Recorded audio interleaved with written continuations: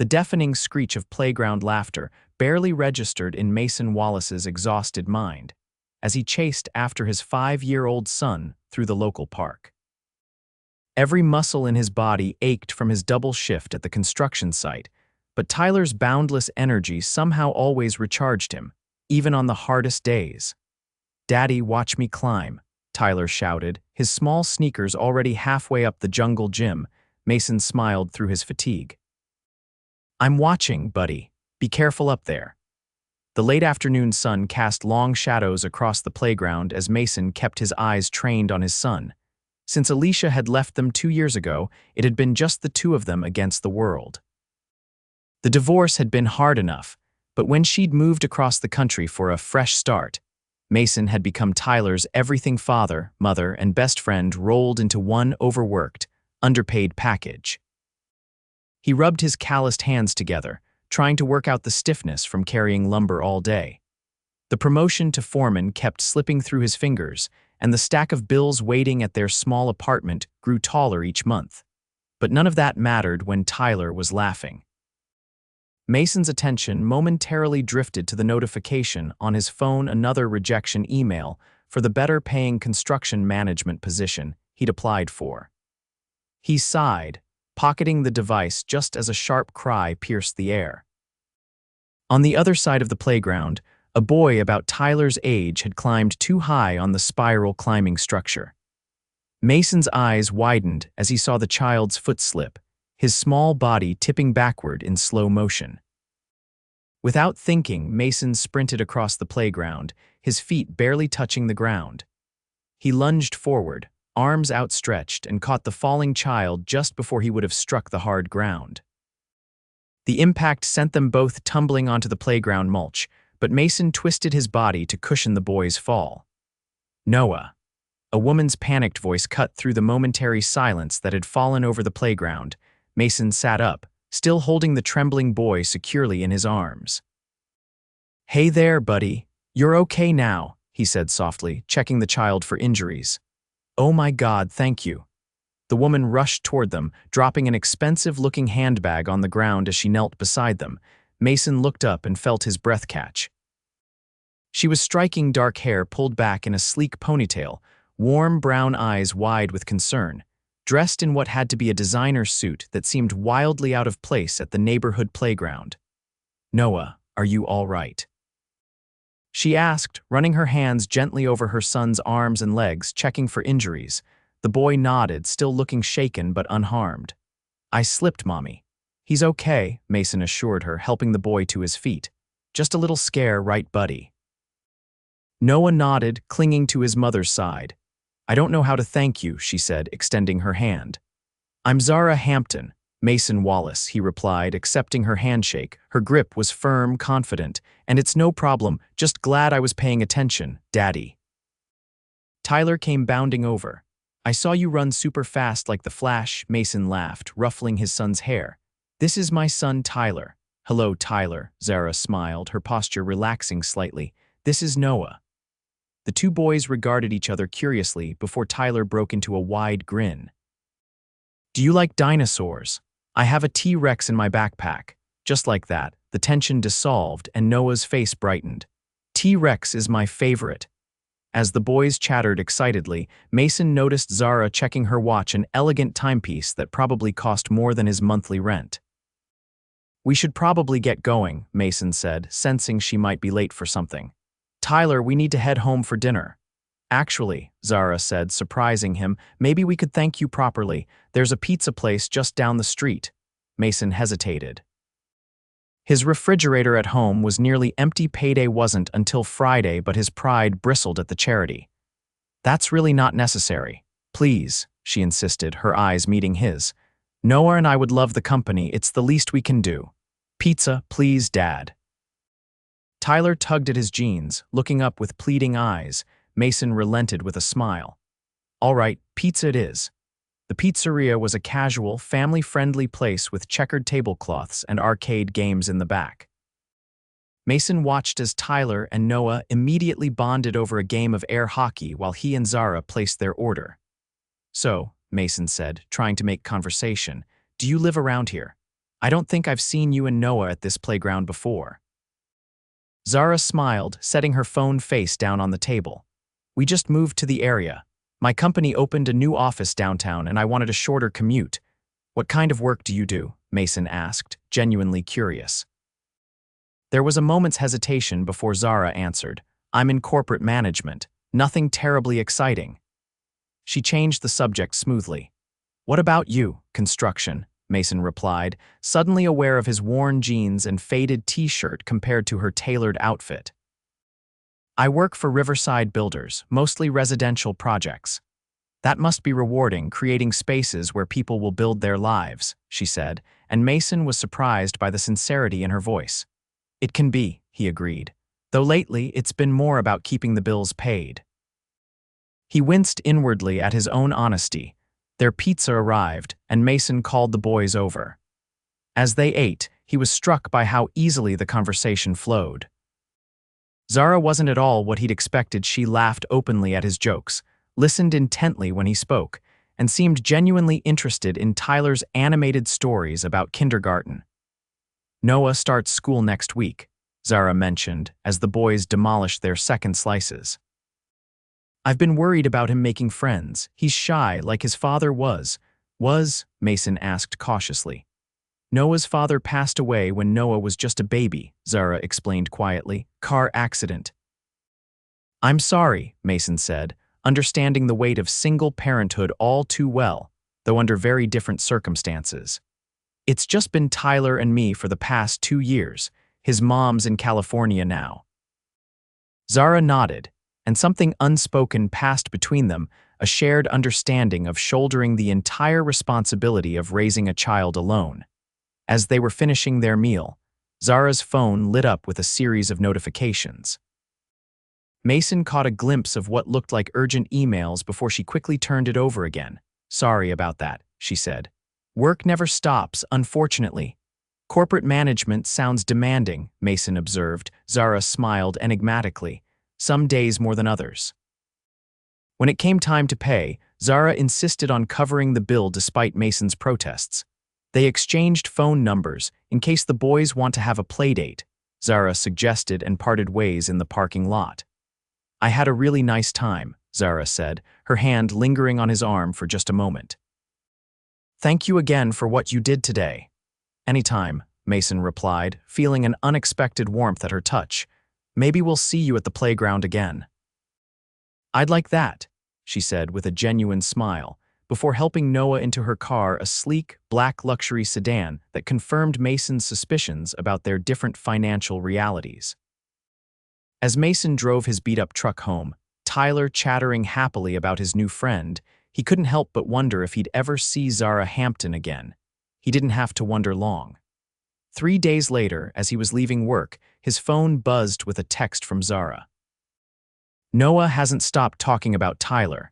Any chance you're free for a playdate this weekend? That Saturday, they met at the same playground. This time, Zara was dressed casually in jeans and a simple blouse, though Mason noticed the jeans probably cost more than his entire wardrobe. She seemed more relaxed, her hair falling in loose waves around her shoulders. No work today? Mason asked as they sat on a bench watching their sons play. I'm trying to set better boundaries, she admitted. It's too easy to let work consume everything when you're responsible for so many people. How many people do you manage? Mason asked, curious about her corporate job. Zara hesitated again. Quite a few. But today is about the boys, not balance sheets and quarterly reports. They fell into an easy rhythm over the next few weeks' playground meetups, trips to the Children's Museum, even a Saturday morning hike that left both boys gloriously mud-splattered and exhausted. Mason found himself looking forward to these outings more than he cared to admit, not just for Tyler's sake, but for the chance to spend time with Zara. She was unlike anyone he'd ever known, brilliant and driven, yet warm and down to earth with the boys. She never talked much about her job, and Mason didn't press. He was just grateful for the friendship that had developed between them. One evening, after the boys had worn themselves out playing at the park, Zara surprised him with an invitation. I'm hosting a small dinner at my place tomorrow night. Nothing fancy, just a few friends. Would you and Tyler like to come? Mason hesitated. He'd been picking up extra shifts to cover Tyler's upcoming school supplies, and his babysitter options were limited. I'd have to bring Tyler. Of course, Noah would be devastated if Tyler didn't come. There will be other children there too, she assured him. Curiosity won out over his reservations. Then we'd love to. The address Zara texted him led to an exclusive neighborhood on the other side of town. Mason whistled low as he drove through the gates, Tyler wide-eyed beside him. "Daddy, these houses are like castles," Tyler exclaimed as they pulled up to Zara's home, a stunning modern residence with floor-to-ceiling windows and a meticulously landscaped garden. "Remember your manners tonight, bud," Mason reminded him, suddenly self-conscious of his best button-down shirt that had seen better days. Zara greeted them at the door, looking effortlessly elegant in a simple black dress. "I'm so glad you could make it," she said, her smile warming Mason from the inside out. The interior of her home was impressive but welcoming, open spaces filled with comfortable furniture, tasteful art, and to Mason's relief, evidence of a child who actually lived there. Noah's drawings on the refrigerator, a half-completed Lego structure in the corner of the living room.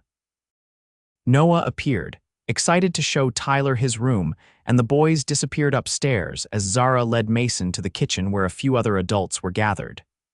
"Everyone, this is Mason and his son Tyler," Zara introduced them. "Mason, this is my brother Michael, his wife Rachel, and my friends Daniel and Grace."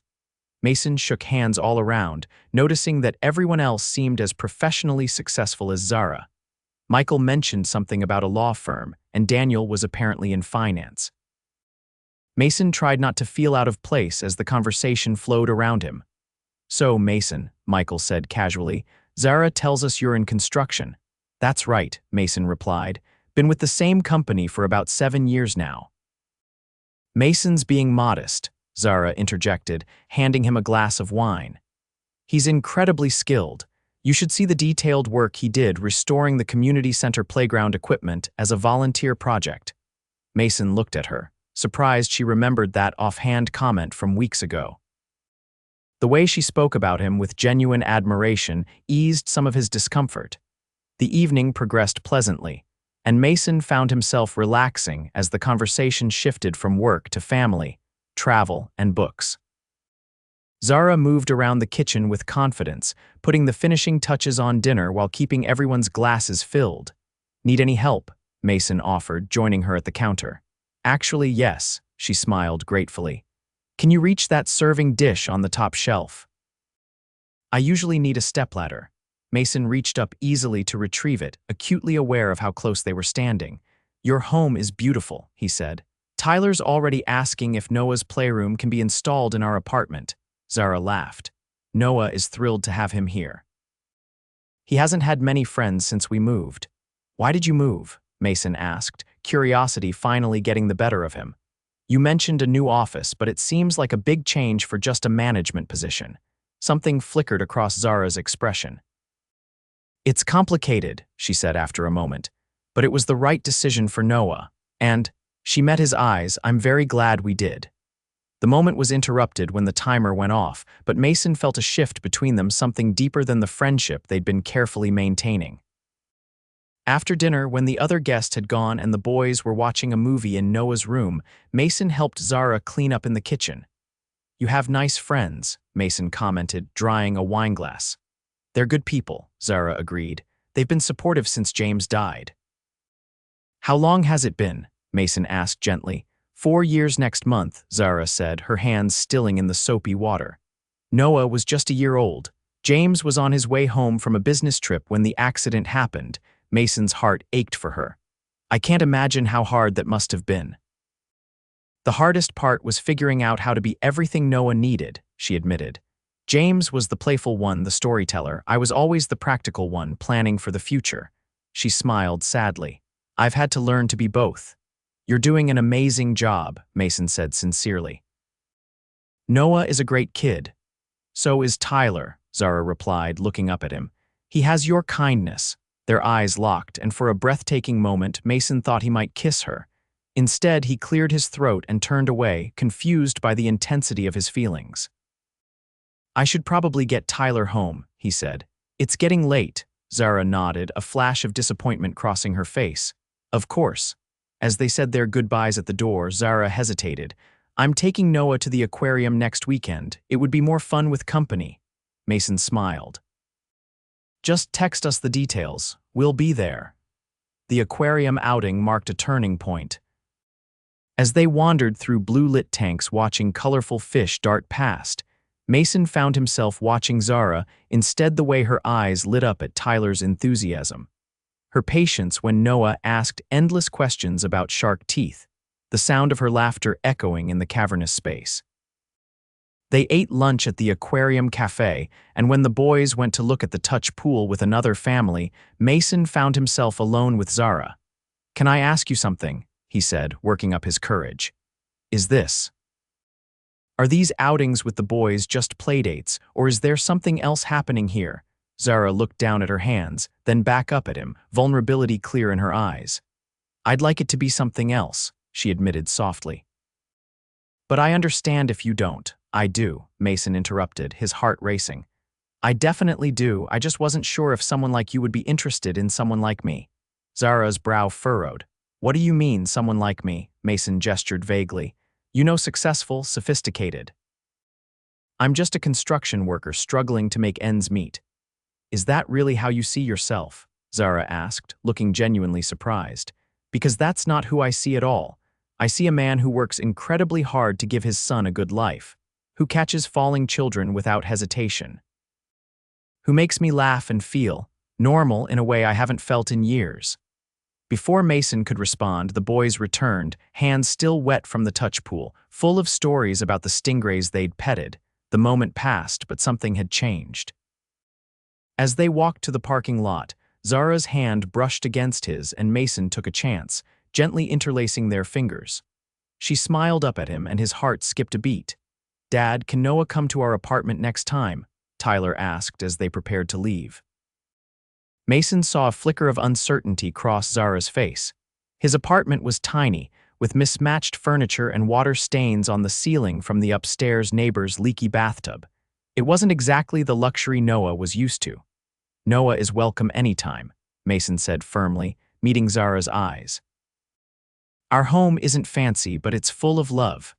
We'd love to visit," Zara replied without hesitation. "Just name the day." True to her word, Zara brought Noah to their apartment the following weekend. Mason had spent the entire week cleaning and fixing what he could, patching holes in the walls, repairing the wobbly kitchen table, scrubbing every surface until it gleamed. When they arrived, Mason watched nervously as Zara took in their small living space, but her smile was genuine as Tyler eagerly showed Noah his room. "It's cozy," she said warmly. "I can feel how much love is in this home." Mason relaxed a little. "It's not much, but we make it work." They made homemade pizzas together, the boys creating silly faces with the toppings while Mason and Zara worked side by side in the narrow kitchen. Their hands kept finding excuses to touch, reaching for the same utensil, passing ingredients, brushing flour from each other's clothes. Later, with the boys engrossed in a board game, Mason and Zara sat close together on the small couch, talking in low voices. "Tyler seems so settled here," Zara observed. "How did you choose this place?" Mason sighed. "Necessity, mostly. After the divorce, I needed somewhere affordable that was still in Tyler's school district. The housing market is brutal and my salary doesn't stretch very far." Zara nodded thoughtfully. "Have you ever thought about buying instead of renting, building equity?" Mason laughed without humor. "Every day. But saving for a down payment when you're living paycheck to paycheck isn't exactly easy, and my credit took a hit during the divorce." He stopped, embarrassed by his financial honesty. "Sorry, that's probably more information than you wanted." "Don't apologize," Zara said, resting her hand on his. "I asked because I care, not to make you uncomfortable." The sincerity in her eyes made Mason's chest tight. He leaned in slowly, giving her time to pull away, but she met him halfway, their lips connecting in a soft, questioning kiss that quickly deepened into something more certain.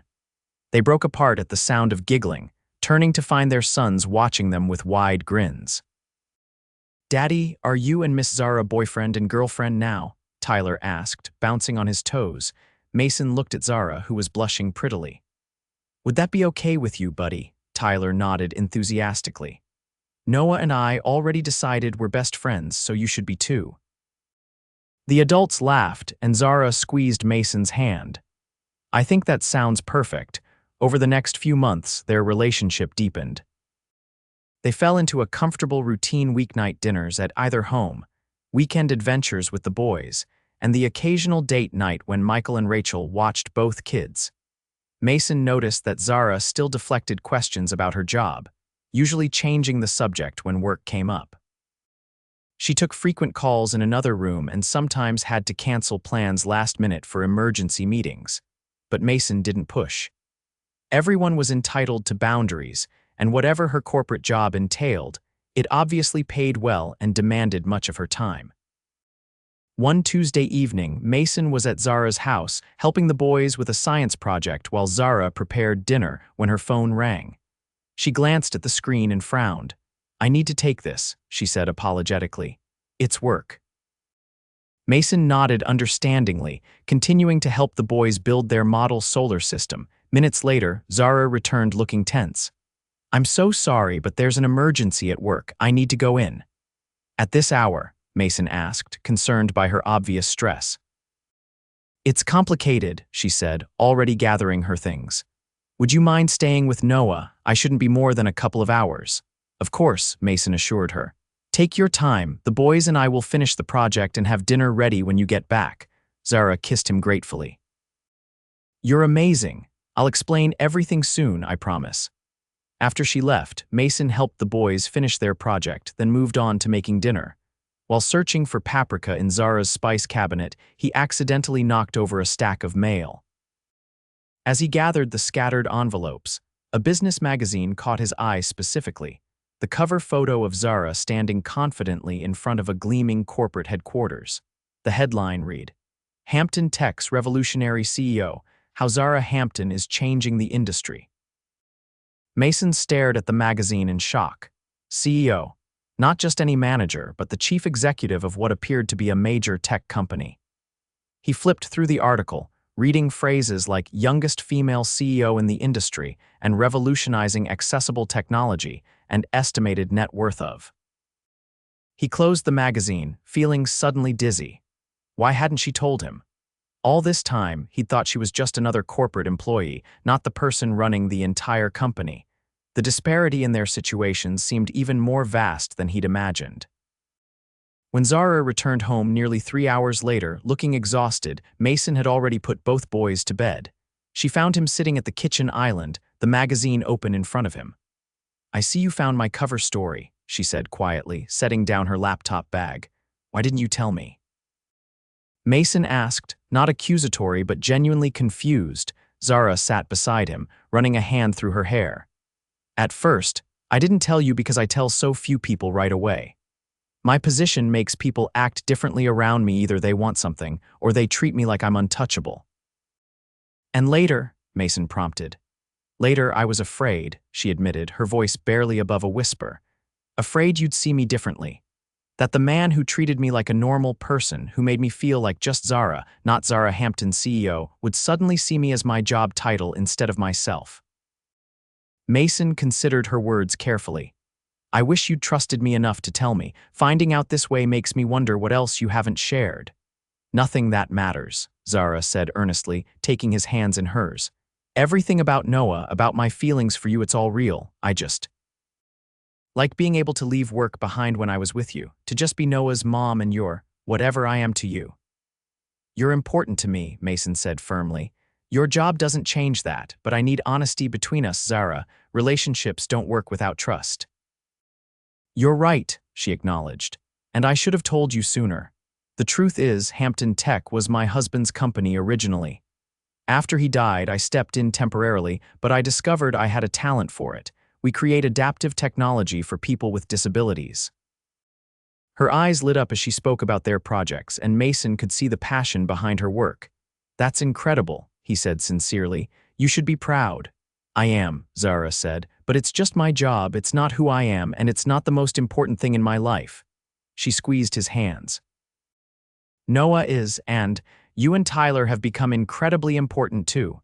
Mason pulled her close, kissing her forehead. Thank you for telling me the truth. No more secrets. No more secrets, she promised.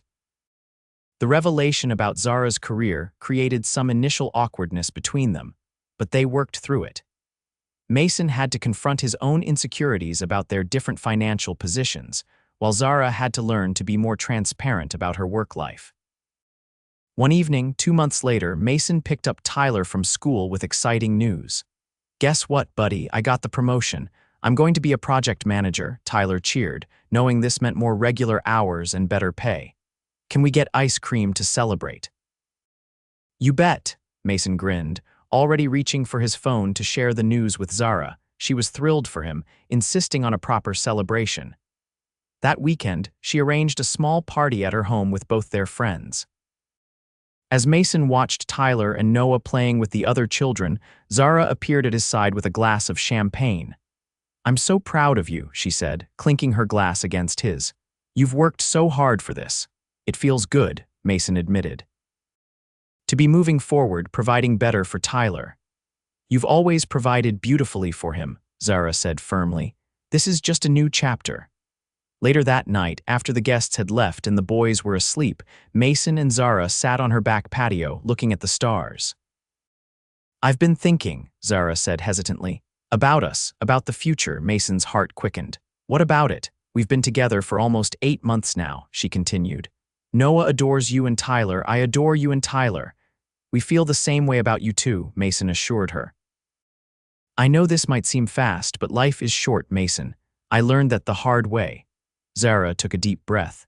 What would you think about us finding a new place together? Something that would be ours, not mine or yours, but a fresh start for all 4 of us. Mason was silent for a long moment, processing her suggestion. Are you asking us to move in together? I'm asking if you want to build a home together, Zara clarified. I don't care if it's a mansion or an apartment, as long as we're all under the same roof. The boys already act like brothers, and she met his eyes. I'm in love with you, Mason Wallace. Mason's face broke into a wide smile.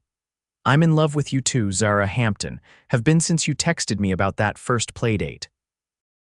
He pulled her close, kissing her deeply before pulling back with a thoughtful expression. But if we're going to do this, we need to be equal partners. I can't live in a home you pay for entirely. Zara nodded understandingly. What if we find something we can both contribute to? With your promotion and my resources, we could find a place that works for everyone, where both of us have a stake. I'd like that, Mason agreed, his mind already imagining their future together, a home filled with laughter, with enough room for both boys to grow, maybe even room for their family to expand someday. 6 weeks later, they founded a charming 4-bedroom house halfway between Mason's construction sites and Zara's office. It needed work, but Mason saw that as an opportunity to put his skills to use, making it truly theirs. They structured the purchase so that Mason contributed what he could afford, while Zara covered the rest, with an agreement that Mason would gradually increase his ownership through his labor renovating the property. Moving day was chaos, with boxes everywhere and both boys running excitedly from room to room, claiming spaces and making plans. Mason found Zara in what would be their bedroom, unpacking a box of photo frames. Need help with that? He asked, wrapping his arms around her waist from behind. She leaned back against him contentedly, just deciding where everything should go. Mason noticed she was holding a photo of a man he recognized as James, Noah's father. He should have a place here, he said gently. He'll always be Noah's dad. Zara turned in his arms, her eyes shining with unshed tears. You're an incredible man, Mason Wallace. Just trying to be worthy of the family I've been blessed with, he replied honestly. That night, after the boys had finally fallen asleep in their new rooms, exhausted from the excitement of the day, Mason and Zara collapsed onto their mattress, too tired to even assemble the bed frame. What are you thinking? Zara asked, curling into his side. I'm thinking about how my whole life changed because I happened to be watching the playground at the right moment, Mason said, stroking her hair. If Noah hadn't slipped if I hadn't caught him. I like to think we would have found each other anyway, Zara mused. Some things are just meant to be. Mason reached into his pocket and pulled out a small velvet box. Speaking of things meant to be. Zara gasped as he opened it to reveal a simple but elegant diamond ring. I know we've only known each other for a year, Mason said, his voice steady despite his racing heart. But I've never been more certain of anything in my life. I love you, Zara. I love the family we're building. I want to make it official if you'll have me. Yes, Zara whispered, tears spilling down her cheeks as she pulled him close. 1,000 times yes. The wedding was a simple affair 6 months later, with the boys serving as their best men. Tyler and Noah stood proudly in matching suits, beaming as Mason and Zara exchanged vows in the backyard of their newly renovated home. I never expected you, Zara said in her vows, her voice clear and strong. When James died, I thought that part of my life was over. I focused on Noah and my work, convinced that was enough. Then you caught my son, and in the same moment you caught my heart. You showed me that love doesn't have to be either slash or that I could be a mother, a CEO, and a woman in love all at once. Mason squeezed her hands as he spoke his own vows. When Alicia left, I thought I'd failed somehow, that I wasn't enough. I worked harder, tried to be everything Tyler needed, but I was just surviving day to day. Then you and Noah came into our lives, and suddenly we were thriving. You never saw me as just my circumstances, you saw my heart. And I promised to see yours always, beyond any title or bank account or challenge we might face. As they shared their first dance as husband and wife, Mason held Zara close, whispering in her ear, "How does it feel to be Mrs. Wallace?" Zara smiled up at him, radiant with joy. Like coming home. 2 years later, their family expanded with the birth of their daughter, Emma. Mason had been promoted again, now running his own division at the construction company, specializing in accessible housing projects inspired by Zara's work at Hampton Tech. One evening, as Mason rocked 3-month-old Emma while watching Tyler and Noah, now inseparable brothers in every way that mattered, build an elaborate fort in the living room, Zara joined him on the couch. "Happy?" she asked, resting her head on his shoulder. Mason looked around at their home, at the life they'd built together, and nodded. "Completely. You know, sometimes I still can't believe how lucky I was to be in that park on that exact day." "It wasn't luck," Zara said confidently. "It was exactly where you were supposed to be. Where we were all supposed to be." Mason kissed her softly, their daughter nestled between them and their sons laughing nearby. From struggling single dad to this abundance of love, sometimes life's most precious moments begin with simply being in the right place at the right time, ready to catch whatever falls your way.